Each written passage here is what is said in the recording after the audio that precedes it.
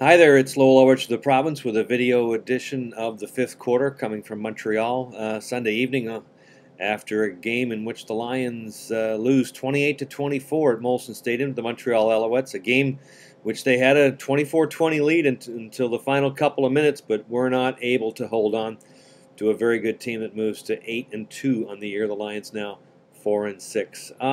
One of those games where you can either be the glass half empty or half full, I suppose. Obviously, the Lions were very upset about themselves in the dressing room after the loss, as you might expect. A lot of the defensive backs talking to each other, trying to figure out who blew the coverage on the 56-yard pass play to Kerry Watkins that set up the winning score.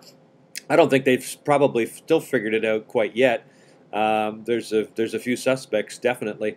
But that notwithstanding, and certainly it was a game that was there for the Lions to take. It was a game that, if you want to look at the half-full side, this was a game where the Lions really held in very, very tough against a good team and a tough place to play.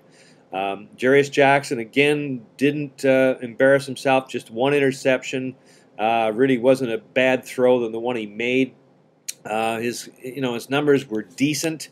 He took advantage of turnovers that the Lion defense created by getting scores to O'Neal Wilson, a former Alouette, and Ryan Grice-Mullen. So a lot of positives there. I thought there were positives in the fact that the defensive front did some things in the second half to cause Anthony Calvillo some difficulties.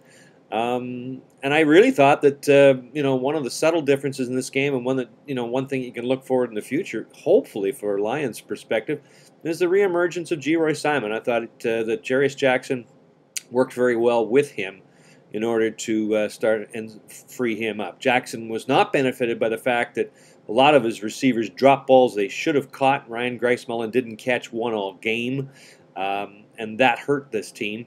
But all in all, I mean, this is a game that in which the Lions lost, but they came within a couple minutes of beating the best team in the league twice. And I think if you go forward, that's a very good sign for the Lions. Injury-wise, not much to report.